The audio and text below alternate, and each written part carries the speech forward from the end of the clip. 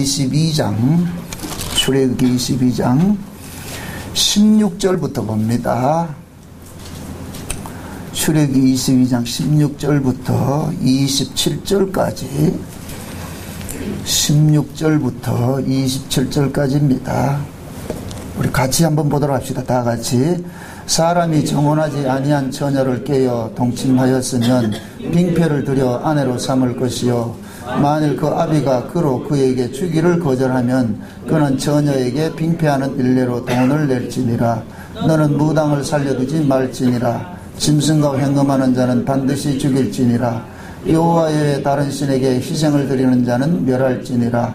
너는 이방 나그네를 압제하지 말며 그들을 학대하지 말라. 너희도 애굽 땅에서 나그네였음이니라. 너는 과부나 고아를 해롭게 하지 말라. 내가 만일 그들을 해롭게 함으로 그들이 내게 부르짖으면 내가 반드시 그 부르짖음을 들을지라. 나의 노가 맹렬함으로 내가 칼로 너희를 죽이리니 너희 아내는 과부가 되고 너희 자녀는 고아가 되리라. 내가 만일 너와 함께한 나의 백성 중 가난한 자에게 돈을 꾸이거든 너는 그에게 체주같이 하지 말며 별일을 받지 말 것이며, 내가 만일 이웃의 옷을 전당 잡거든 해가 지기 전에 그에게 돌려보내라.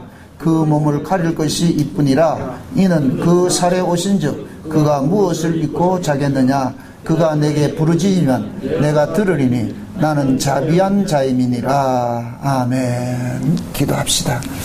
아버지 하나님, 주의 은혜를 보고 또 감사를 드립니다. 우리의 눈을 열고 귀를 열고 마음을 열어서 하나님의 은혜를 또 볼 수 있도록 도와주시옵소서. 교회를 통하여서 이 시간도 창세전에 감췄던 그 비밀들을 선포하기를 원하시는 주님, 성령 하나님께서 종의 입술에 이 시간도 말씀을 넣어주셔서 성령의 감동으로 기록된 말씀, 성령의 감동으로 마음껏 증거케 하시고 하나님의 그 말씀의 진의를 분명히 잘 증거할 수 있는 귀한 시간 되어지게 도와주시옵소서. 듣는 살아가는 종들의 저들의 귀에는 주께서 귀를 열어주셔서 사람의 말로 받지 말고 하나님의 말씀으로 받을 수 있는 귀한 시간 되어지게 도와주시옵소서. 그래야 이 시간도 십계명을 통하여서 우리에게 말씀하시는 그 하나님의 음성을 들을 수 있는 복된 시간 되어지게 도와주시옵소서. 감사를 드렸고 그리스도 되신 예수님의 이름으로 기도합나이다. 아멘. 하나님께서 우리에게 주신 말씀들은 우리가 인간의 지혜와 지식으로 이성적으로 하나님의 말씀을 대하면은 예수를 죽였던 유대교인들과 같은 똑같은 모습으로 나타납니다. 흔히들 이제 하나님 말씀대로 사는 것이 신앙이라 이렇게 가르치는 분들도 있습니다. 뭐 그 말은 전 이해는 하겠는데, 그러나 우리의 신앙의 궁극의 목적은 예수 그리스도를 믿는 것이에요. 예수를 믿는 것이, 하나님께서 예수 그리스도를 믿게 하기 위해서, 예수 그리스도를 이 세상에 드러내기 위해서, 만유의 주와 그리스도와 되게 하기 위해서 성경을 자기 백성들에게 주신 것이에요. 그 성경은 아무나 이해가 되는 것이 아니고 자기 백성만 이해가 되지요. 성경을 성령의 감동으로 기록했다, 이 얘기는 이 성경은 성령으로 거듭난 사람만 알게 되어 있다, 이 뜻이거든요. 그러니까 성령으로 거듭난 사람은 이 말씀을 이해하는데 전혀 어려움이 없습니다. 그러니까 우리가 항상 이 하나님의 말씀을 대할 때마다 여러분들이 기도하면서 봐야 되는 이유가, 하나님 지혜와 계시 정신을 제게 주셔가지고서 이 말씀이 내가 육의 눈으로 이 말씀을 접근하는 것이 아니고 성령께서 깨닫게 해주시는 것으로 보여지게 해주세요 했을 때는 우리가 문자 속에 담겨져 있는 하나님의 그 의미를 알 수가 있어요. 그래서 우리가 특히 이 십계명 같은 경우는 우리가 문자적으로 보게 될 것 같으면은 이것을 세세하게 자꾸 하나하나 매달려가 이걸 어떻게 지켜야 될 것인가, 그렇게 나온단 말이죠. 성경 그런 의도로 접근을 하게 될 것 같으면은 앞뒤가 안 맞아요. 이게 성경의 비밀이라. 앞에서는 이런 얘기하고 뒤에 가서는 엉뚱한 얘기 한단 말이에요. 그러면은 문자적으로 보면은 앞에서는 이 얘기하고 뒤에 가서 다른 얘기 할 수밖에 없단 말이죠. 그래서 우리가 성경을 이렇게 읽으면서도 하나님께서 왜 이런 말씀들을 우리에게 이렇게 주셨을까? 왜 이스라엘 백성들에게 주셨을까? 그래서 늘 이야기합니다. 법은 옳은 자를 위해서 준 것이 아니라 그런 자를 위해서 주신 것이죠. 그죠? 그게 법이 주어졌다는 그 자체는 곧 뭡니까? 사도 바울은 율법을 일컬어서 범법함을 인하여 더하여진 것이라 그랬거든요. 범법함을 인하여 더하여진 것이다. 이건 무슨 말이냐면은 죄가 없으면 율법이 주어질 이유가 없다 이 얘기예요. 율법이 주어졌다 그 자체는 곧 뭐냐? 너 죄인이야. 죄인이야. 그러니까 십계명은 두 가지 기능을 가지고 있어요. 먼저 우리를 뭐 하느냐? 고발하는 기능을 가지고 있죠.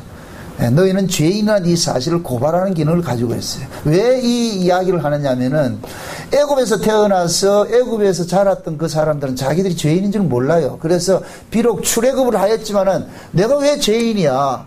내가 죄인인 줄 모르는 자에게 하나님께서는 그들이 하나님의 언약으로 인하여서 생겨난 하나님의 언약의 후손들이고 그 하나님의 언약의 후손들은 하나님의 은혜로 살아가는 것을 알려줘야 되는데 이놈들은 모르고 있단 말이죠. 그래서 율법을 줘가지고서 너희가 이러이러한 죄인들인데 법대로 할 것 같으면 마땅히 뭐 해야 된다? 죽어야 되죠. 법대로 마땅히 죽어야 되는데 너희가 이렇게 죽지 않고 살고 있는 것은 내 은혜로 살고 있는 것이야. 그래서 오늘 본문도 읽어볼 것 같으면 맨 마지막 절 우리가 27절 보세요. 27절에 보면은 27절 끝에 볼 것 같으면은 보세요. 자, 그 몸을 가릴 것이 있으니라. 이는 그 살에 오신즉 그가 무엇을 가지겠느냐? 그가 내게 부르짖으면 내가 들으리니. 나는 누구의 어떤 자이심이라? 자비의 하나님이죠. 그죠? 자비의 하나님. 하나님은 자비의 하나님인데 이 자비의 하나님을 드러내기 위해서는 무엇이 동원이 되느냐? 법이 동원이 되는 거예요. 법을 통해 가지고서 이스라엘 백성들의 실존을 고발을 하고 너희들은 법의 법대로 할 것 같으면은 이렇게 나쁜 자들인데 그럼 죽어야 되잖아. 그런데 너희들은 죽지 않고 살고 있는 것은 곧 뭐냐? 하나님의 은혜 때문에 살고 있다. 하나님 은혜 때문에 살고 있다. 그래서 이스라엘 백성들이 하나님께서 은혜를 베푸시고 그들을 살게 하는 것은 반드시 하나님은 공의의 하나님이기 때문에 죄값은 반드시 받아야 돼요. 근데 이스라엘 백성들에게 받아야 될 그 죄값을 하나님께서는 누구에게 받았냐? 제사 제도를 줌으로 인하여서 흠없는 재물에게 받았단 말이죠. 흠없는 재물을 통해서 용서해 주셨잖아요. 그래서 이 흠없는 재물은 장차 이 흠없는 한 분이 오셔가지고서 자기 백성들의 죄를 당신의 몸으로 담당해 주실 것을 예언을 하고 있단 말이죠. 그래서 구약의 짐승의 제사는 전부 뭐냐? 장차 오실 예수 그리스도를 뭐 하고 있다? 예표를 하고 있다 그랬어요. 그러면은 이 십계명을 통해서도 마찬가지입니다. 하나님께서는 자기 백성들을 어떻게 살려내고 그들을 어떻게 간섭을 하고 있으며 그 이스라엘 백성들은 지금 어떤 구조 속에 놓여 있는지 이걸 지금 설명을 하고 있단 말이죠. 그래서 오늘 우리가 이 21장, 22장을 쭉 볼 것 같으면은 하나님께서 지난 시간에 우리가 살펴본 것은 무엇을 대해서 손해배상법에 대해서 살펴봤잖아요. 그죠? 징벌적 손해배상법을 통하여 가지고서 이것은 이스라엘 백성들에게 넌 소 한 마리 훔쳤으니까 5마리 갚아주라 이 얘기가 아니에요. 이것은 뭐냐? 너희들은 마땅히 뭐냐? 갚을 수 없는 자예요. 갚을 수 없는 자인데 그럼 마땅히 죽어야 되잖아요. 그죠? 배상, 내가 배상을 해야 되는데 배상할 것이 없을 것 같으면 내 몸을 갖다가 갚아야 돼요. 내 몸을 가지고서.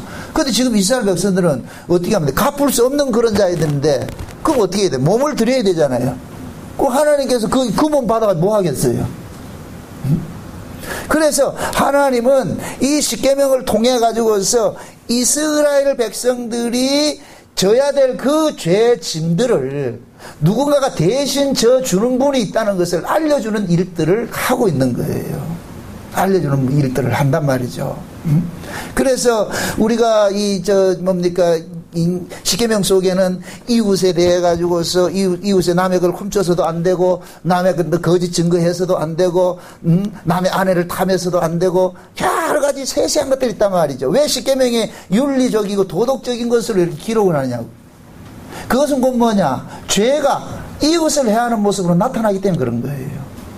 이웃을 해야 돼. 죄는 반드시 뭘 하느냐면 자기 중심으로 살고자 하는 것이 죄거든요. 근데 이 죄가 옴으로 인하여 가지고서 뭐 하느냐. 하나님도 이용 대상으로 삼고 이웃도 이용 대상으로 삼는 거예요. 이게 죄가 가지고 몰고 온 그런 모습이란 말이죠. 원래 하나님께서 인간을 창조하실 때는 인간을 위해서 창조했어요? 하나님을 위해서 창조했어요? 하나님을 위해서 창조했죠. 그죠? 하나님을 위해서 창조가 된 자들인데 죄가 옴으로 인하여서 자기를 위하여 사는 자가 되어버렸단 말이죠. 그래서 십계명을 통하여서 너희를 위하여 살지 말라고 해요. 너희를 위하여 우상을 만들지 말고 너희를 위해 살지 말라는 거예요. 죄가 뭐냐? 너희를 위해서 사는 거예요. 나를 위해서 사는 거예요. 그래서 우리가 우상 숭배한다 이렇게 하면은 성경이 말하는 우상 숭배는 이방신을 쫓아가는 것을 이야기하는 것이 아니고 나를 위해서 예수를 믿으면 그게 우상 예수가 되는 거예요. 그래서 사도 바울이 다른 예수, 다른 복음, 다른 영이 있다 그러는 거예요.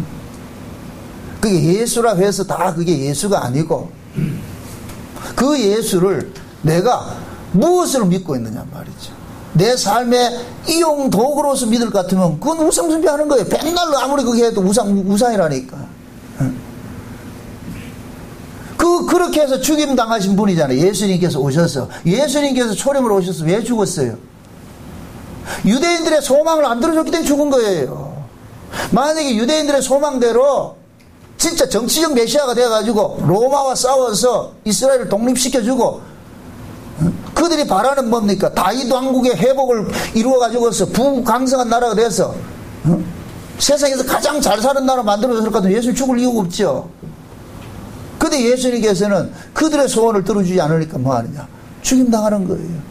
그럼 그걸 지금도 마찬가지 우리식으로 이야기를 하자 말이죠. 우리 흔히 그러잖아요.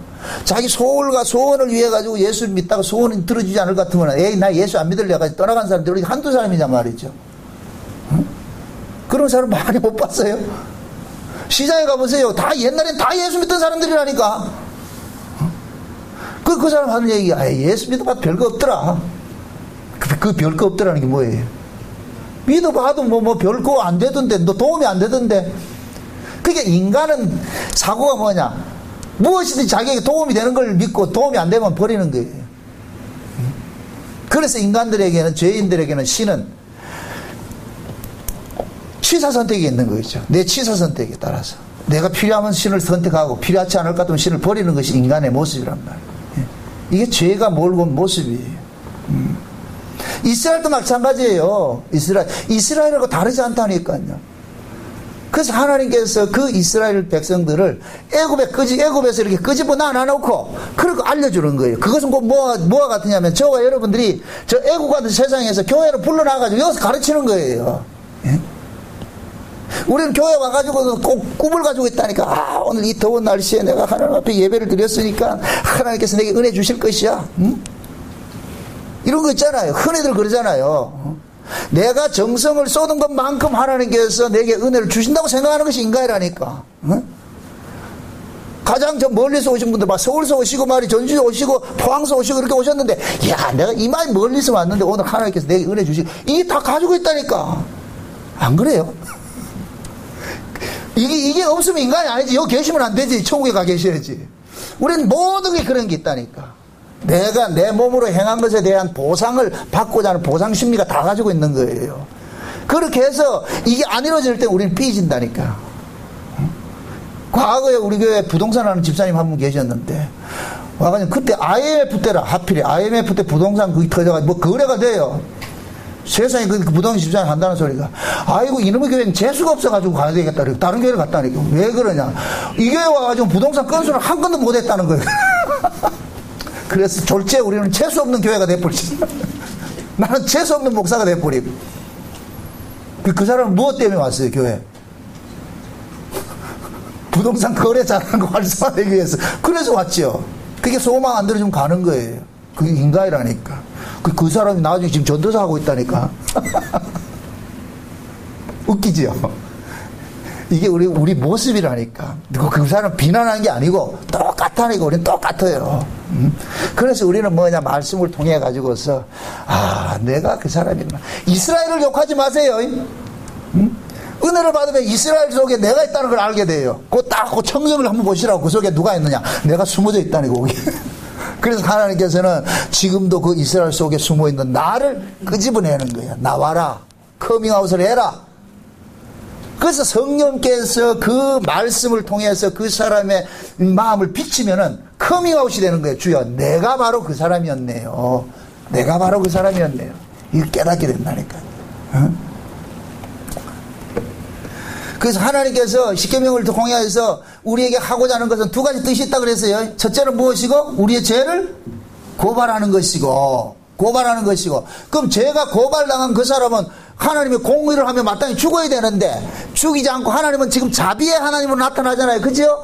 그러면 하나님의 자비가 자비로 되려면은 죄인을 용서하는 식이 되어버려야 되잖아요. 그죠? 그럼 하나님은 공의의 하나님인데 죄인을 그냥 용서하면은 공의가 사라져버리죠. 그럼 어떻게 공의를 충족시키기 위해서 어떻게 하느냐? 흠없는 재물을 죽여가지고서 내 죄를 대신 흠없는 재물에게 전가시켜서 할 때 하나님은 공의는 성취가 되는 거예요. 여러분 보세요. 천국 가고 지옥 가는 것은 간단해요. 누가 천국 가고 누가 지옥 가느냐? 천국 가는 사람은 나를 변호해 주시는 변호인이 계시고, 지옥 가는 사람은 나를 변호해 주는 변호인이 없어요. 예수님은 우리의 뭐이다? 변호인이에요. 요한일서를 보고 갑시다. 요한일서 2장을 봅시다. 2장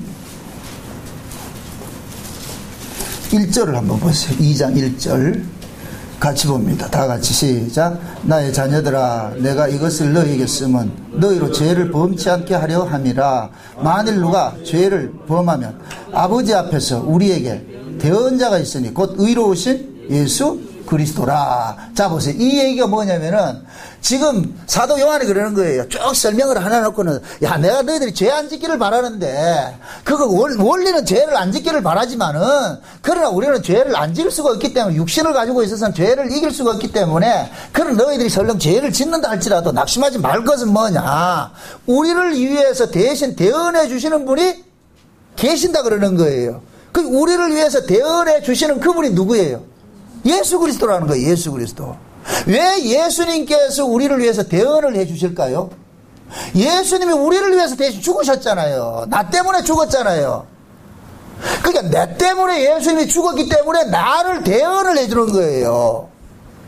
만약에 내가 죄값으로 인해 가지고서 내가 하나님 앞에 징벌을 당한다 할 것 같으면 예수님은 나를 위해서 죽은 것이 헛죽음이 되어버리잖아요. 그러니까 예수님은 예수님의 죽음이 헛죽음 되지 않기 위해서 자기 백성을 뭐 하느냐? 끝까지 뭐 해요? 변호를 해주신다니까. 그래서 우리가 천국 가는 거예요. 우리가 잘나서 가는 게 아니고. 그럼 예수님은 누구를 위해서 죽으셨어요? 자기 백성을 위해서 죽었죠. 자기 백성. 그러니까 예수님의 자기 백성은 한 알갱이라도 떨어지지 않고 모두가 다 뭐하냐? 마지막 날에 구원받는 거예요. 왜 그래요? 예수님께서 끝까지 지켜내시기 때문에.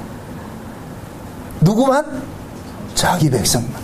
그 자기 백성이 창세전에 어린 양의 생명책에 농명돼서 영생 주시기로 작정된 자들이란 말이죠. 이게 놀랍다니까요. 여러분들이 이 창세전 언약이 믿어지면은 자다가도 여러분이 춤을 춰진다니까. 자다가도.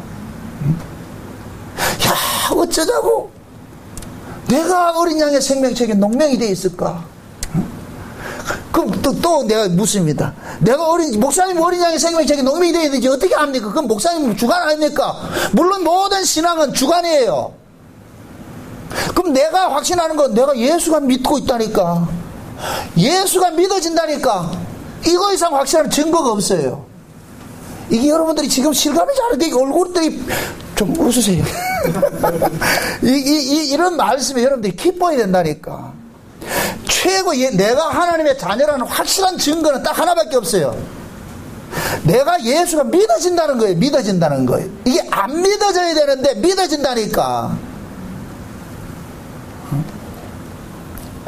과거에 갈라디아 4장에 볼 것 같으면은 하나님께서 하나님의 유업을 이을 자인데 잠시 동안 율법 아래 청지기 아래 두셨다 그래서 종노릇 하게 했다 그랬다면 종노릇 하게 했다가 종노릇 하던 자를 하나님께서는 때가 돼 가지고서 어떻게 하느냐 예수 그리스도 안으로 불러내 가지고서 예수 안으로 불러진 그들에게 뭐냐 아들의 영을 부어줘 가지고 아버지라 부르짖게 한다 그랬단 말이죠. 그럼 우리는 모두가 뭐냐 시작을 할 때는 어디에서 시작을 하느냐 율법 아래에서 시작을 한단 말이야. 그러니까 율법 아래에서는 내가 하나님의 자녀라는 것이 몰라요. 법이 작동되기 때문에 율법 아래서는 모든 것들을 내 행위에 근거해 가지고서 옳으냐 그래야 접근을 한다니까. 내가 옳게 하나님 뜻대로 살아야 될 것 같으면 하나님 자녀다고 생각이 되고 하나님 뜻대로 말씀대로 못 살면 나는 하나님 자녀 아닌갑다. 그러니까 이 율법 아래서는 늘 뭐 하냐 미친 여자 늘 뛰듯이 아침에는 천국이고 저녁에는 지옥 가는 애들은 롤러코스터를 탄다니까. 이게 율법 아래 있을 때는 제가 이 짓을 40년을 했다니까. 이 짓을 율법은 특심하죠. 성경 많이 읽죠. 뭐 전도 하죠. 헌금 많이 하죠. 봉사 많이 하죠. 그런데 아니야 이게 어느 날 아니랄 것 같으면 이거 아닌 거예요. 내가 아니면 아닌 거라. 내 안에서 이거 아니라는 거 아닌 거라니까. 이게 안 믿어진다니까. 분명히 지식적으로는 알아요. 예수 믿으면 구원받는 거 내 하나 아들이라는 게 아는데 근데 이 안에서 안 믿어진다니까. 이게 그게 내가 율법 아래에 있을 때란 말이에요. 이건 억지로 되는 게 아니에요. 이건 율법 안에서는 내가 죽었다 깨도 하나님이 안 믿어진다니까. 여러분들 다 믿어진 모양이네. 나는 안 믿어지더라니까.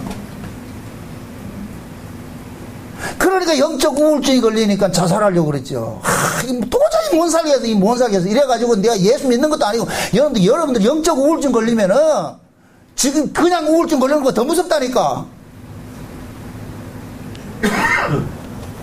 그런데 어느 날 하나님께서 이 은혜가 덮쳐오니까 믿어진단 말이죠. 이게 믿어지니까 이제는 안 믿어지는 게 안 되는 거래. 이제 안 믿어지는 게 안 된다니까. 믿어지니까. 그 믿어지면 그때부터 뭐가 생기냐? 배짱이 생기는 거예요. 배짱이. 이건 내 힘으로 내 어떤 행위로 해서 구원받는 것이 아니고 예수 그리스도가 나를 위해서 대신 죽어주신 분이라는 것은 이게 늘 내에게는 뭐냐? 신앙의 정체성이 돼버리는 가지고 있는 거죠. 이게 뭐냐? 아들의 영을 부어줬기 때문에 비로소 내가 뭐냐? 믿어지는 거예요. 이해되죠? 그러니까 이 아들의 영을 부어주는 것도 하나님께서 창세전에 어린 양의 생명체에 농명되어 있기 때문에 부어지는 거예요. 그러니까 여러분들이 신앙생활을 하는 데 있어가지고 지금 이 자리에도 아직까지 율법 아래에 있는 사람이 있을 수 있고 은혜 아래에 있는 사람이 있을 수 있어요. 겉으로는 다 이렇게 금복주 같이 이렇게 금복주 아세요? 그 얼굴같이 이렇게 편하게 있는데 속은 아닐 수가 있다니까. 그러나 그걸 실망을 하지 마시라니까. 율법 아래에 있어도 창세전에 어린 양의 생명체에 농명된 사람이라니까. 그럼 그런 사람은 때가 되면 반드시 아들의 영을 부어줘가지고 예수가 주와 그리스도를 믿어지게 만들어주세요. 아멘? 여러분들 보세요. 제자들이 3년 동안 예수님 쫓아다녀도 결국 예수님께 십자가에 죽으실 때 어떻게 했어요? 전부 예수님을 뭐 했어요? 부인하고 저주하고 도망갔죠? 그게 율법 아래 모습이라니까. 율법 아래 모습. 근데 오순절 성령이 임하고 나니까 예수 부인이 돼요 안 돼요? 안 되죠. 성령이 임하기 전에 어떻게 했어요? 지 살기 위해 가지고 예수님을 면전에 대놔놓고 어떻게 합니까? 부인하고 저주했죠. 여러분들 자기 살게 지금 이 로마 병정이 칼 들고 네 예수해야지 네 예수 믿는 사람이 너 죽일 거야 이렇게 했을 때 여러분들 같으면 고운 얘기가 나오겠어요? 뭐가 나오겠어요? 예수님 보고 뭐라 그러겠어요? 그건 상상으로 맡기고 패스. 아마 생욕을 했을 거예요. 베드로가 생욕을 했을 거예요. 지금 내가 죽을 지경인데 내가 살려면 어떻게 돼요? 저 XX가 내가 저 미친놈인 줄 알았다 저거. 이렇게 했을 거예요. 내 같아도 그렇게 했을 거예요. 내가 살기 위해서 어떻게 하겠어요? 극렬하게 욕을 하죠. 예수님 뭐라 그래요? 성경이 뭐라 그래요? 예수님께서 빤히 보셨다 그러죠. 물고기 봤다 그러죠. 그러고 나가지고서 달기 울어가지고서는 베드로가 자기가 예수를 죽인 줄 알고 그때부터는 베드로는 사는 게 아니라 그래서 전설에 볼 것 같으면 베드로가 닭고기도 안 먹었다 저는. 베드로가 제일 두려워한 게 뭔지 아세요? 닭소리. 닭소리를 통해서 자기가 예수를 부인하고 저주하자. 그러니까 베드로는 자기가 더 가룟 유다보다 더 나쁜 인간이라는 걸 아는 거예요. 근데 성령이 임하고 나니까 이제는 뭐하냐? 부인을 할 수가 없어. 그래서 죽음의 길 가는 거예요. 죽음의 길 간다니. 그래서 우리는 하나님께서 먼저 말씀이 우리에게 떨어질 것 같으면 우리의 죄인이라는 이 사실들을 실제로 고발하는 모습으로 나타나는 거예요. 그래서 오늘 우리가 읽었던 이 본문 내용 속에도 볼 것 같으면은 하나님께서 이방인들을 너희들 진중에 있는 어떤 이방이나 나그네들 이런 사람들 그런 사람들 학대하지 마라. 고아나 과부나 이런 사람들 학대하지 말라. 그러면서 반드시 뭐를 사족으로 하나 다 넣는 것이 뭐예요? 너희도 애굽 땅에서 뭐 하고 있었다? 나그네였고 종이었다. 그러니까 하나님께서는 지금 이스라엘 백성들 속에 가난한 자들을 이렇게 두고서 뭐 하느냐?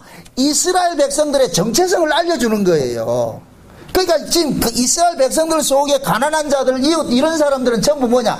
이스라엘을 보게 하는 거울인 거예요. 거울인 거예요. 그러니까 너희들이 저 사람들을 타인으로 보였을 때는 그 사람들을 타인으로 보고서 그들을 도와주지 않았을 때는 곧 뭐가 되느냐?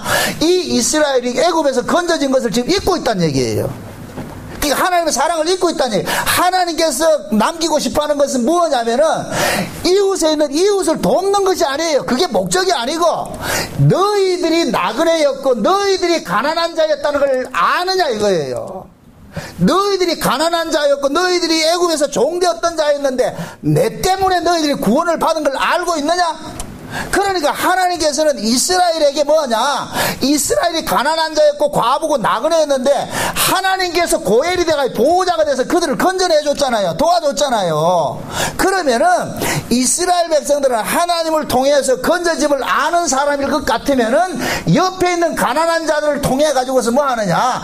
나도 저렇게 돼 있었는데 하나님의 은혜로 건짐을 받은 사람이야 하는 것이 뭐가냐? 신앙 고백이 나오게 된다니까. 이게 이웃사랑이라. 지금 이해돼요? 이웃사랑은 옆에 가난한 사람이 있을까? 아이고 내가 도와줄게. 이게 개념이야. 그런 개념이 아니에요. 이웃사랑은 반드시 내가 하나님으로부터 받은 사랑받은 것에 대한 것들을 토해내는 거예요. 토해내는 거. 이해돼요? 그게 이웃사랑이라니까. 그냥 적셔내주고 하는 그런 개념이 아니라니까. 그러려면 이웃사랑이 되려면은 먼저 뭐를 경험을 해야 돼요? 내가 하나님으로부터 사랑을 받은 경험이 있어야죠. 이해돼요? 그러니까 하나님으로부터 사랑받은 자는 사랑을 내놓는 거예요. 그 사랑이 자기 것이다 하나님의 것이다? 하나님의 것이죠. 그러니까 하나님께서는 옆에다가 딱 가난한 자를 딱 두고 나가지고 지금 내보고 그러는 거예요. 어떻게 하는가 한번 보자. 그럼 이것을 우리가 윤리 도덕적인 개념에 접근해가지고 가난하게 도와야지 이게 아니고 내가 하나님 앞에 이렇게 은혜를 입은 자였지. 응? 내가 하나님으로부터 이렇게 용서받은 자였고 그래서 우리 주변에는 내가 하나님으로부터 은혜를 입고 용서받고 그런 사랑을 받은 것에 대한 것들을 알려주는 시청과 교재들이 쭉 깔려있는 거예요. 포진되어 있는 거예요. 그래서 주변에 어떤 사람이 죄를 지으려는 그 사람을 참 나쁜 놈 이렇게 욕할 것이 아니라 내가 저 모습이었는데 저 사람은 내 모습이었어. 나도 저런 자였는데 내가 지금 뭐 받고 있다?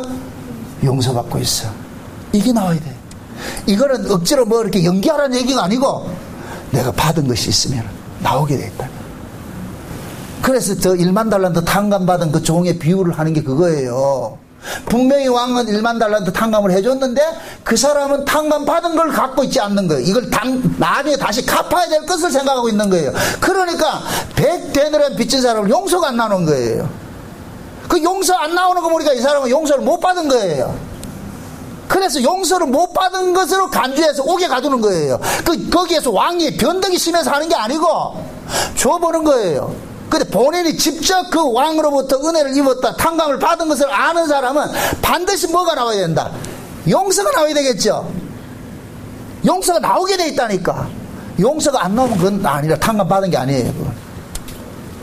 그게 뭡니까? 탕감받은 종의 비유가 하고자 하는 이야기란 말이죠. 그 얘기를 구약에 그대로 해보세요. 지금 하나님께서 이스라엘 백성들 속에다가 누구를 뒀어요? 가난한 자들 뒀잖아요. 그죠? 가난한 자들 줬잖아요. 하나님 보는 거예요. 너희들이 어떻게 하는가 보는 거예요. 그러면은 그 가난한 자들이 자기들의 모습일 것 같으면은 뭐하냐? 돕게 되는 거예요. 돕는다니까. 그래서 오늘 본문 볼 것 같으면은 하나님께서 가난한 자들이 만약에 하나님께 부르짖을 것 같으면 하나님께서 뭐라 그래요? 그냥 말하는 것이 아니고 다시 본문 보세요.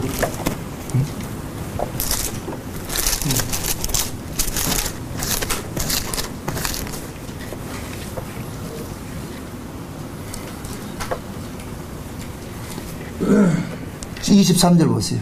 22절에서 23절 보세요. 너는 고아나 과부를 해롭게 하지 말라.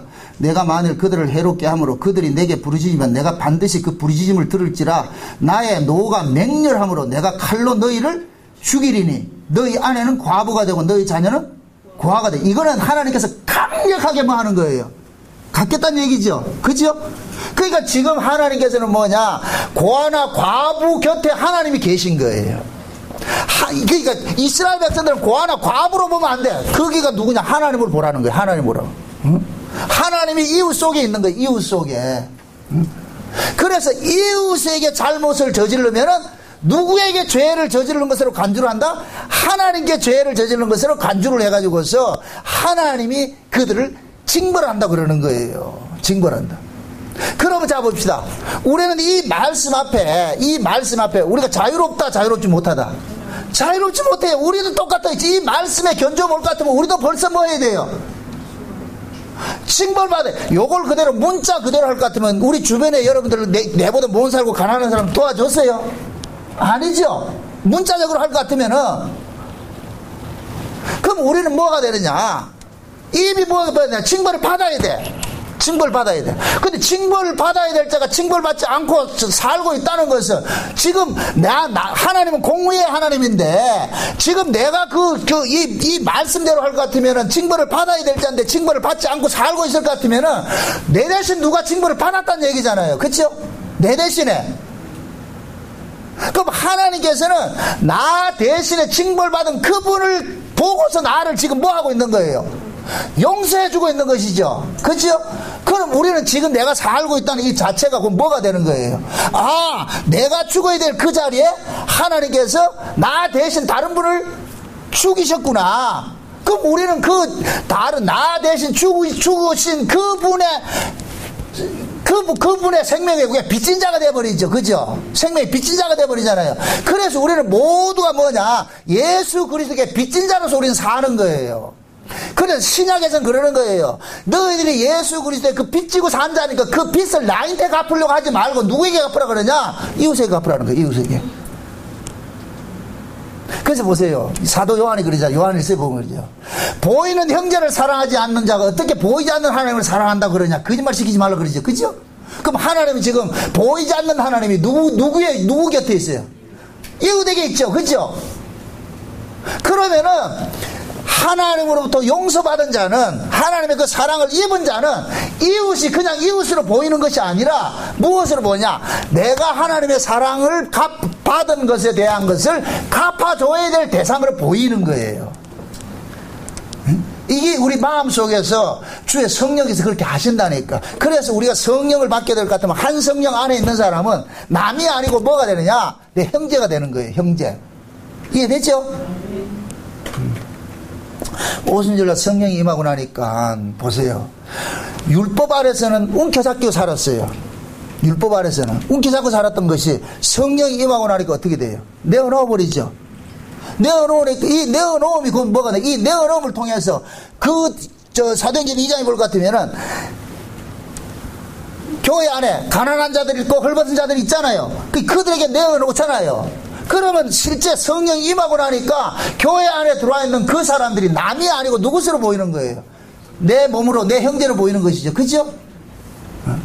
그럴 때 받은 사랑이 나오는 거예요. 받은 사랑이. 아, 내가 이렇게 하나님 앞에 은혜를 입었구나. 이 은혜 입은 것이 이것을 하나님께서 이웃 사람을 통해 가지고서 확인하기 위해서 그 가난한 사람을 내 앞에 두었구나. 이게 나온다니까. 그래서 신자는 어떤 뭡니까? 자기가 뭔가 저 사람에게서 부채 갚는 식으로 해서 그렇게 갚는 것이 아니고, 이건 부채는 뭡니까? 그 사람에게 나에게 부채 준 건 아니잖아요. 우리는 부채를 누구에게 줬어요? 하나님으로부터 부채를 줬잖아요. 그죠? 하나님으로부터 부채를 줬잖아요. 하나님이 우리의 죄를, 우리에게 받아야 될 그 죄값을 그 아들에게 받았으니까 우리는 예수님에게 부채가 된 거예요. 부채를 지고 있는 거예요. 예수님에게 부채가 지고 있는 거예요. 그래서 예수님께서는 예수 안에서 난 네 형제를 내 몸같이 사랑하라 그러는 거예요. 예수의 형제. 그게 그리스도의 몸이라니까. 이해돼요? 이 그리스도의 몸이 뭐예요? 교회지요. 그래서 신자는 반드시 교회 안에서 뭐하냐? 성도를 섬기는 모습으로 나타나게 되어 있다니까. 그래서 오순절 성령 임함을 하고 초대교회를 보여준 것은, 그것은 하나님께서 이 땅에 교회의 모습을 하나 표지로 보여준 거예요. 이게 교회다, 이게 보여준 거예요. 근데 죄가 또 역사하니까 어떻게 돼요? 초대교회 어떤 모습으로 나타나요? 히브리파 헬라파 또 뭐 하죠? 싸우죠. 그게 인간의 모습이라니까. 그게 초대교회는 항상 우리에게 뭐가 되느냐? 그것은 하나의 표지가 되어버린다니. 아, 교회는 이런 곳이야. 그럼 우리 교회도 마찬가지죠. 초대교회의 모습을 보면서 우리 교회가 지금 올바로 가고 있는지 잘못 가고 있는지 우리 늘 뭐 해야 되느냐? 점검받아야 된다니까. 이해되죠? 그럼 초대교회 신자들을 통해서 우리 신앙이 점검받아야 된다니까. 그게. 그래서 하나님께서는 지금 자기 백성들에게 가난한 자, 헐벗은 자들을 곁에 두면서 하나님이 지금 묻는 거예요. 내 사랑 아나? 나로부터 내가 사랑받고 있는 거 네 알고 있네? 이걸 묻고 있는 거예요. 그 사랑을 알고 있는 사람은 뭐 하느냐? 이웃은 그냥 이웃이 아니고 누구로 돼버리냐? 하나님의 이웃이 돼버려. 그래서 돕게 된다니. 돕는단 말이죠. 그래서 여러분들 보세요. 율법이라는 것은 십계명 자체가 내가 뭐 죄 짓지 말라 그러니까 죄 안 짓는 것으로 끝나는 게 아니에요. 사도 바울은 이 율법을 어떻게 정의를 했느냐? 에베소서를 한번 보시죠. 에베소서를 볼까? 에베소 4장 보세요. 에베소 4장.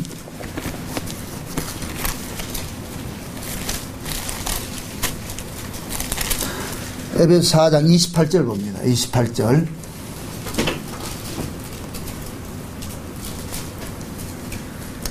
찾았으면 같이 봅시다.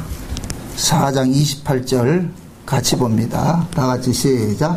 도적질하는 자는 다시 도적질하지 말고 돌이켜 빈궁한 자에게 구제할 것이 있기 위하여 제 손으로 수고하여 선한 일을 하라. 자 보세요. 이 얘기 보세요. 율법에는 도적질하지 말라가 있죠. 그죠? 율법에는 도덕질하지 말라 그러죠. 그러니까 지금 사도 바울은 율법을 어떻게 해석을 하냐면은, 율법의 본질적 의미는 나로 하여금 도덕질을 하지 않는 것에 그치는 것이 아니고, 적극적으로 뭐 하느냐? 남을 뭐 하라? 도우라는 거예요. 그게 율법의 의미라는 거예요. 율법의 의미. 지금 이해돼요? 그러니까 우리는 율법을 어떻게 생각하냐? 내가 도덕질 하지 말라 그러니까 너 도덕질 안 했어 이러면 내가 율법을 지킨 것이라 생각하는데, 율법이 말하는 것은 너를 도덕질 하지 말라는 것에 그치지 말고, 그건 소극적인 것이고 적극적으로 도덕질 하지 않는 자가 되어가지고 남을 도리어 뭐 하는 자라?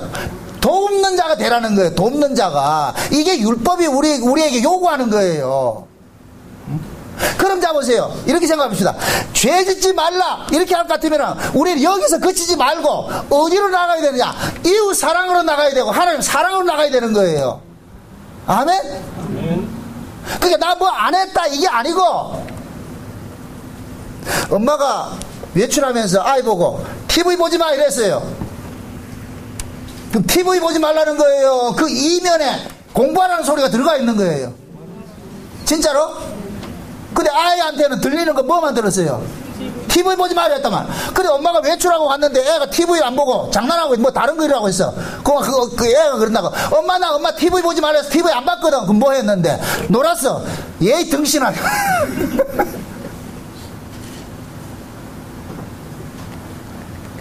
지금 하나님께서 우리 보고 죄 짓지 마야 했단 말이죠. 이웃을 해하지 마. 이거는 적극적으로 이웃을 사랑하라는 뜻이거든요. 나 이웃을 해하지 않았거든요. 여기 그치면 안 되고 사랑하라 그러는 거예요. 왜 해치지 말라 그래요? 이웃은 형제이기 때문에. 형제는 사랑의 대상이잖아요. 그러니까 적극적으로 사랑을 하라는 거예요. 그래서 선한 사마리아 비유가 나오잖아요.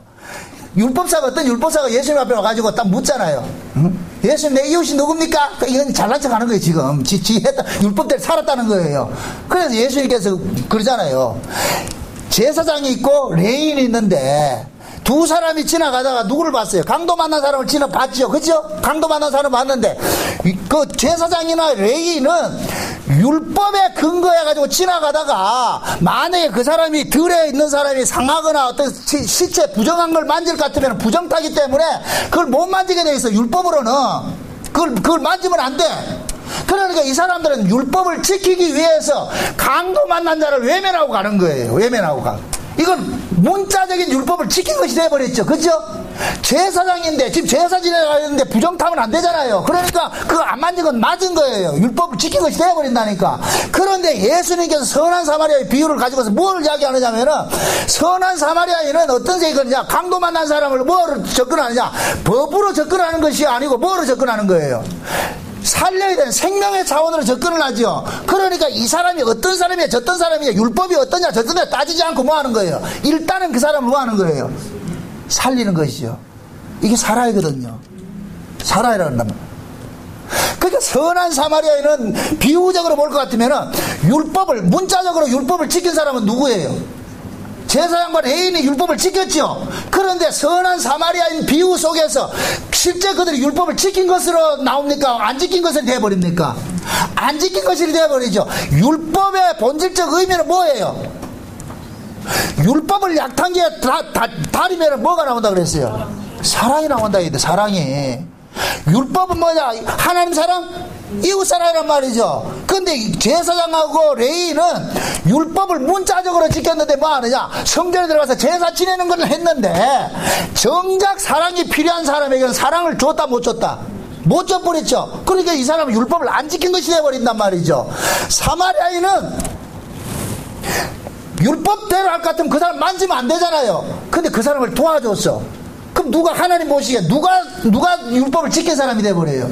사마리아인이 지킨 사람이 돼버렸죠.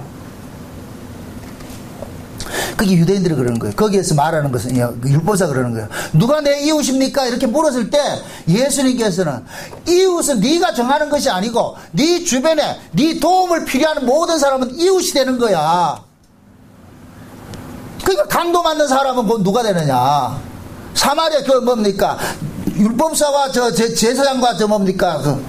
레인들에게 실제적으로 도와줘야 될 이웃이 되어버리잖아요. 그죠? 그리고 그 선한 사마리아인에서 그 핵심적인 그 이야기는 뭐가 되느냐면은 지금 레인과 제사장들은 뭐 하냐면은 자기가 지금 어떤 존재인지를 모르고 있는 거예요. 지금 이 사람들은 성전에 가잖아요. 성전에 올라가가지고 뭐 하러 가요? 제사 지내러 가잖아요. 그죠? 그럼 그 제사는 누가 지냅니까?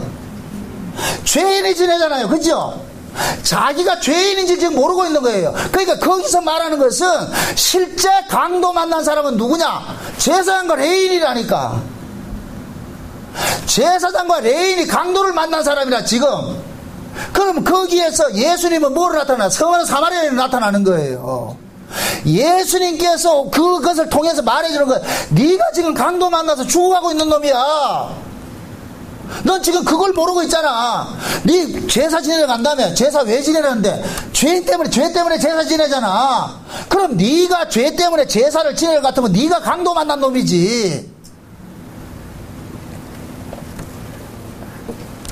지금 우리가 모두가 뭐가냐? 강도 만난 자예요. 그럼 진짜 우리를 이렇게 도와준 그 이웃은 누구예요? 누가 나타나? 우리의 이웃으로 강도 만난 자의 이웃으로 나타나신 분이 누구예요? 예수님이죠. 그래서 예수님께서는 실제 오셔가지고 이웃 사랑을 실천을 한 거예요. 아멘? 아멘. 그럼 예수님께서는 율법을 어떤 식으로 표현을 해냈어요? 율법의 작구를 지켰어요. 율법이 담고 있는 내용인 사랑을 실제 행했어요. 사랑을 행한 것이죠. 그래서 모든 사랑을 아는 자는 율법을 뭐 했다 그래요? 지켰다 그러는 거예요. 사랑하는 거. 왜? 모든 율법은 사랑 속에 다 담겨 있기 때문에. 그래서 하나님께서는 이스라엘 백성들을 그 주변에 이웃 속에 누구를 뒀느냐? 가난한 자를 둔 거예요. 가난한 자를. 그 가난한 자를 둠으로 인하여 가지고서 하나님께서 이스라엘 백성들을 보는 거예요. 너희들이 진짜 나를 통해 가지고 너희들이 용서받은 자, 너희들이 하나님의 은혜로 도움을 입고 사는 자인 걸 네가 지금 알고 있느냐, 이것을 묻고 있는 거예요.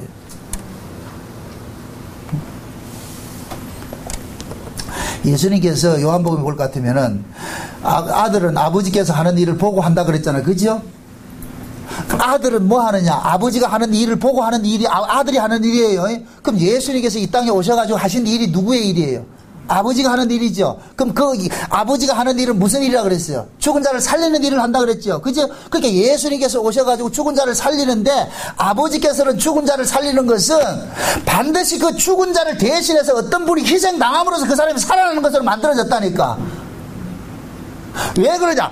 죽은 자가 독자적으로 살아나는 것이 아니고 그 죽은 자는 살아나는데 누구 때문에 살아나는 것이 있어요. 누구 때문에? 그 누구 때문에 누구가 그 누구냐? 예수님이라고. 예수님. 그래서 모든 만물은 보세요. 모든 만물은 예수 그리스도로 말미암아 창조가 됐죠. 그죠? 그게 모든 만물은 예수님의 생명으로 지금 살고 있는 것이 돼버려요. 그 모든 만물이 예수님의 생명으로 살고 있는데 지금 유독 인간들은 그걸 모르고 있잖아요. 그죠? 그래서 하나님께서 인간들에게 알려주고 싶은 거예요. 너희들이 살고 있는 바탕에는 너희들의 힘으로 사는 것이 아니고 내 아들을 때문에 살고 있다는 것을 알려주고 싶은 거예요. 그래서 예수님께서 대신 죽어주심으로 우리가 살아났단 말이죠. 요렇게 살아난 자들이 구약에서는 구약 이스라엘로 모여졌어요. 그래서 구약 이스라엘 백성들이 애굽에서 나올 때 하나님께서 모세를 통해 가지고서 이스라엘을 정의를 하기는 뭐라 그래요? 이들은 내 아들이라, 내 장자라 그러죠. 그죠? 그럼 보세요. 아들은 아버지가 하는 일을 보고 그대로 하는 자라 그랬죠. 그죠? 그걸 같으면 그 아들의 실체로 오셔가지고서 보여주신 분이 예수님이잖아요. 그럼 구약 이스라엘 백성들은 예수님을 예표하는 인물도 있는 거예요. 지금 이해돼요? 지금 보세요. 출애굽하는 이스라엘 백성을 하나님께서 뭐래요? 이들은 내 뭐라 그래요? 아들이라, 내 장자라 그러잖아요. 그럼 하나님의 실제 장자로 오신 분이 누구예요? 예수님이죠. 그럼 구약의 이스라엘과 예수님은 똑같은 위치에 있는 것이죠. 그렇죠? 그러면 예수님 뭐라 그래요? 아들은 아버지가 하는 일을 보고서 한다 그랬죠. 그럼 예수님께서 이 땅에 오셔가지고 아버지가 하는 그 일을 했는데 그것이 곧 뭐 하는 거예요? 자기 생명을 줘가지고 남을 살리는 일들을 했잖아요. 그럼 구약의 이스라엘도 그 일을 해야 되기로 부르심을 입은 자들인 거예요. 이해돼요? 그러면은 어린 양의 죽음을 통해서 그들이 살아났을 것 같으면 이제부터 하나님께서는 어린 양 대신에 너희들이 살고 있다는 것을 무엇을 통해서 보여달라 하느냐 하면 옆에 있는 가난한 이웃을 통해서 보여달라 그러는 거예요. 그럼 가난한 이웃을 돕기 위해서는 반드시 내 것이 뭐가 돼야 돼요? 내 희생이 통반이 돼야 되죠. 내 것으로 도와야 되잖아요. 그러니까 내 것을 가지고서 이웃을 돕는 이 모습이 곧 뭐냐? 어린 양을 통해서 내가 살아난 것을 대신 갚는 행위가 돼버린다니까. 이해되죠? 지금도 보세요. 저와 여러분들이 하나님 아들이에요. 맞습니까?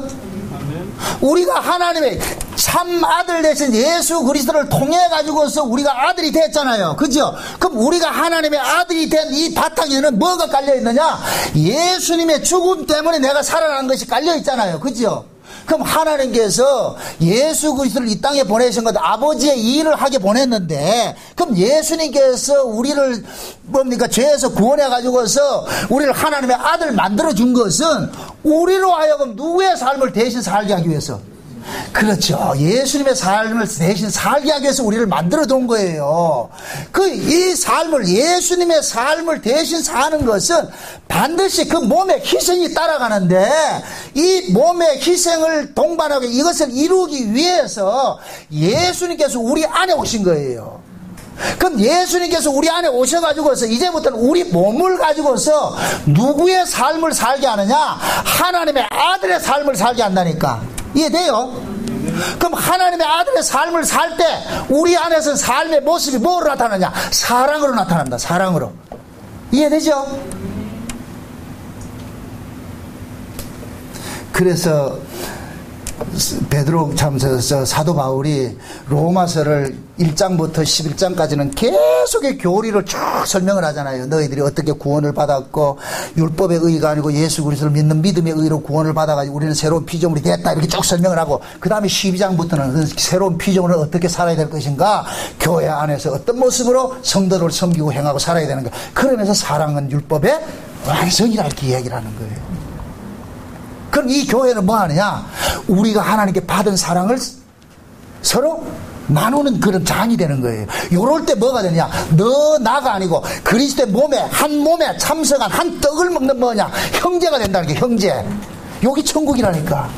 이해되죠? 그래서 예수님께서 우리 안에 오셔가지고서 우리 안에 인간을 처음에 창조할 때 뭐로 창조했어요? 하나님의 형상으로 창조했죠. 그죠? 하나님의 형상을 창조했는데 하나님의 형상은 다른 말로 말해서 하나님 마음이라 생각하세요. 하나님 이미지, 하나님 마음인데 우리 안에 죄를 인하여서 하나님의 마음이 있다 없다? 없어져 버렸죠. 없어져 버렸죠. 그럼 하나님께서 인간을 창조하시고는 생육하고 번성하고 땅에 충만하라 이렇게 하나님의 형상으로서 땅에 충만해야 되는데 죄를 짓고 나가지고 우리 안에 뭐가 있냐? 마귀적 형상이 있는 거예요. 마귀적 형상. 이게 죄란 말이에요. 죄. 이 죄의 모습은 뭐로 나타난다? 이웃을 해치는 모습으로 나타난다 그랬어요. 이웃을 해치는 모습으로 나타난다. 그래서 예수님께서 십자가에 죽으셔가지고 우리의 죄 문제를 해결했잖아요. 그러니까 보세요. 신앙이라는 것은 두 가지 의미가 있어요. 예수님께서 십자가에 죽으신 것은 우리를 죄와 사망 가운데 있던 자들을 의와 생명 가운데로 옮겨놓는 일을 한 거예요. 이거는 영역의 문제라. 영역의 문제. 죄 아래 있던 자들을 의 아래 옮겨놓은 것이 되어버렸어. 그 다음에 뭐냐? 이제는 옮겨진 자로서 살아가는 삶이 있죠. 이걸 위해 가지고 예수님께서 우리 안에 오신 거예요.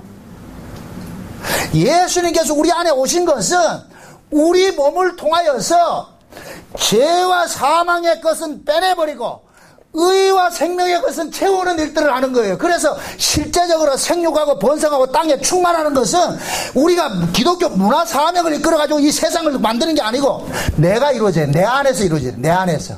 예수님께서 내 안에서 생육하고 번성하고 땅에 충만한 모습으로 나를 만들어가는 거예요. 내 안에 누구를 제거하고 아담의 혈통을 나를 제거해버리고 누구의 형상으로 이루어가게 만들어요? 예수 그리스도의 형상. 그래서 예수님을 일컬어서 하나님의 형상으로 오신 분이라 그런다니까. 자 보세요. 구원이라는 것은 뭐냐? 잃어버린 하나님의 형상을 회복하는 것이 구원이에요. 그러면은 우리를 구원하실 분도 하나님의 형상으로 가진 분이 와야 돼.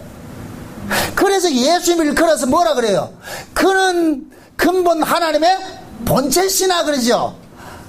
예수님 보고 하나님의 형상의 본체라 그러죠. 그죠? 왜 예수님이 하나님의 형상의 본체가 되어야 되느냐? 우리를 구원하기 위해서, 우리를 구원하는 것이 어디에서 구원한다 그래요?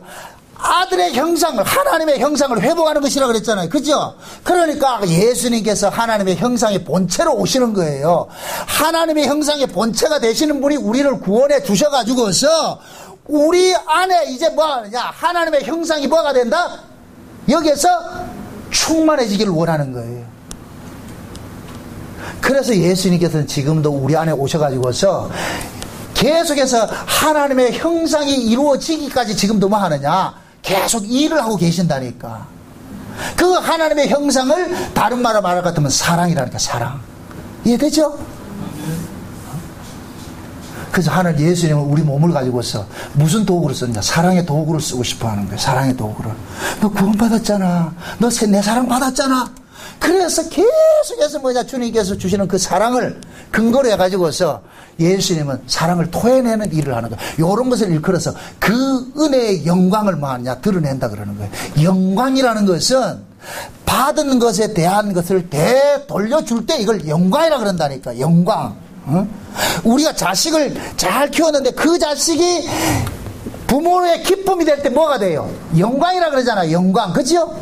그렇듯이 하나님께서 우리를 구원한 것은 예수 그리스도의 죽음을 통해서 우리를 구원했는데, 그러면 우리를 통해서 다시 예수 그리스도의 그 생명이 우리 안에서 만개돼서 나오기를 바라는 거예요. 그 일을 위해서 예수님이 오신 것이라니까. 예수님이. 그래서 예수님이 그 안에 와 계신 성도는 날마다 내 몸을 뭐냐? 사도 바울같이 날마다 자기 몸을 뭐 한다 그래요?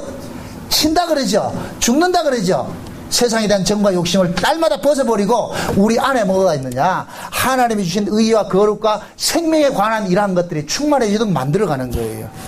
그래 진짜 신자는 하나님 은혜를 받고 하나님 사랑을 입은 사람들은 자연적으로 뭐가 나오느냐, 사랑이 나온다니까. 사랑이, 그 사랑이 토해지는 걸 보면서 하나님 뭐라 그러냐, 아이고 저 녀석이 내가 준 걸 제대로 받았구나, 그걸 알고 있다니까.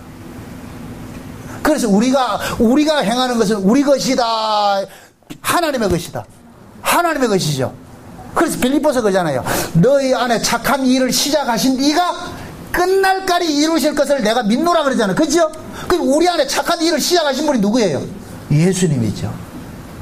예수님이 성령으로 우리 가운데 오셔가지고서 거기서 말하는 착한 일이라는 것은 뭐냐, 하나님의 말씀을 이루어가는 것인데, 그 하나님의 말씀을 한마디로 말하면 뭐이다? 하나님 사랑? 이웃사랑이요. 이웃사랑.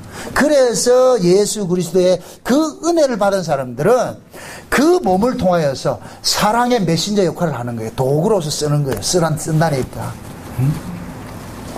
이게 신자가 이 땅에서 살아가는 삶의 모습이라니, 모습. 그래서 애굽에서 구원받은 백성들에게 이웃을 사랑하라고 참 그러는 거예요. 너희들이 이웃을 사랑하지 않을 때는 내가 너희들을 구원받은 자로 간주하지 않겠다, 이 얘기. 그래서 내가 너희들을 뭐 하냐, 칼로 징벌을 하고, 너희 아내는 뭐냐, 과부가 되게 만들고, 너희 자식들은 전부 과가 되게 한다 그러잖아요. 이 얘기는 뭐냐, 하나님께서 너희들이 진짜 과부였고 너희들이 진짜 고아였다는 이 사실들이 하나님을 통해서 구원받았다는 이 사실을 네가 알고 있느냐, 이걸 묻고 있다니까. 그래서 십계명은 뭐냐, 우리의 죄를 고발하는 것 동시에 우리로 하여금 하나님께로 받은 그 빚진 그 사랑을 토해내는 일들을 하게 하는 것이 십계명이 담고 있는 내용이란 말이죠. 그래서 십계명들이 이웃에 관한 그런 사랑들로 여러 가지로 이렇게 이야기를 하고 있는 거예요. 그게 이웃을 사랑하는 것은 어떤 문자, 여기에 나와 있는 문자 몇 자락 있는 거 그것대로 하는 것이 아니에요. 사랑이라는 것은 어떤 정해진 틀이 있다 없다? 없어요. 아니, 그럼 물어봅시다. 오늘 십계명 속에 정해진 요 문자대로 여기 나와 있는 것만 지키는 것이 율법 지키는 거예요. 이것 말고 다른 모든 이 이웃을 도와주는 그 행위들은 이 속에 다 들어가 있겠어요? 다 들어가 있죠. 비록 이렇게 설명을 했지만은 여기 이 속에는 수만 가지 우리 인간이 이웃과 더불어 살아가면서 일어나는 모든 일들은 여 안에 다 함축이 되어 있다니까. 그러니까 우리는 여기에서 이 자꾸적으로 이 말씀을 지키는 것을 들고 나오면 안 되고, 이 말씀을 벗어나서 이 말씀을 확대 해석해서 내가 이웃에게 하는 모든 것들이 다 들어가 있어요. 다. 그래서 하나님께서는 지금 우리로 하여금 그 아들의 삶을 살도록 만드는 거예요. 아들의 삶. 그래서 마태복음 25장에 볼 것 같으면은 창세로부터 예비하신 하나님 나라 천국에 들어갈 사람들을 양으로 묘사를 하는데, 그 양들은 불특정 다수에게 자기가 받은 그 사랑을 뭐 하는 거예요? 토해냈죠. 양들은 저 사람이 진짜다 가짜다 따지지 않았다니까. 그냥 자기 눈앞에 보이는 그 사람들을 뭐 했어요? 베풀고 나누고 돌아봤죠. 그죠? 그게 곧 뭐냐? 사랑받은 사람의 모습이라. 사랑받은 사람의 모습이라. 응? 그래서 예수님께서 그 선한 사마리아 비유에서도 마찬가지인 거예요. 응? 왜 선한 사마리아 여인으로 나타나겠어요? 예수님이. 응? 유대인들로 나타날 것 같으면 유대인들만 구원하는 것으로 나타난다니까. 그래서 선한 사마리아는 뭐입니까? 유대를 떠나서 유대 지역을 벗어난 사람으로 나타나는 거예요. 그러니까 선한 사마리아인에게는 유대인도 돌봄의 대상이고 이방인도 돌봄의 대상이 되는 거예요.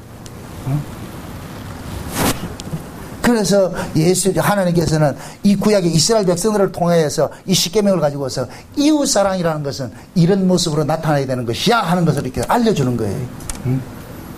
이제는 이 말씀이 우리에게 떨어졌어요.